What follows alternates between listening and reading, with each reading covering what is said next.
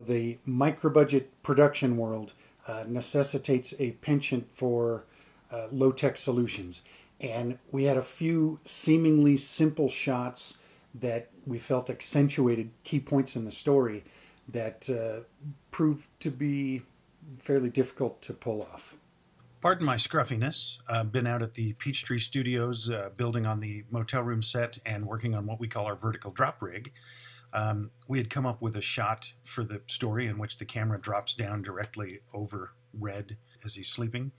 And that's kind of a humorous shot, only going to last a couple of seconds. Normally you might shoot something like this with a crane, but with a crane, as you're dropping down on the person, you have an arc. So you might use a techno crane, which then telescopes in and out to make up for that. We can't afford a techno crane. So I had to figure out some other way to have this camera drop directly down on top of Red's face. And so I concocted fashioned a rudimentary lathe. So I used about $100 worth of plumbing parts and electrical parts and some wood, and came up with this rig, and here we have it finished up.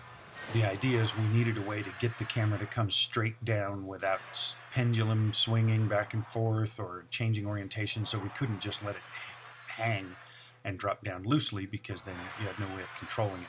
We know we're going to be using a fairly wide lens and shooting anamorphic, so we knew we had to do something where the rigging itself would be far enough apart that it would be outside our frame. Similarly, we had a key moment when Officer Zelena is telling Red that there are no laws that preclude Michael from getting a license. And I wanted to accentuate Michael hearing that and observing that. And rather than keeping them detached in the editing, where we're looking out the back at Zelena and Red and then back at Michael, watching them and listening to them, I wanted to pull them together into one shot. And we ended up having to rig something over the car and pull the roof off to pull the camera from the back of the car to the front, in front of Michael. Even when they arrive at the motel, I wanted to be able to carry them into the motel room.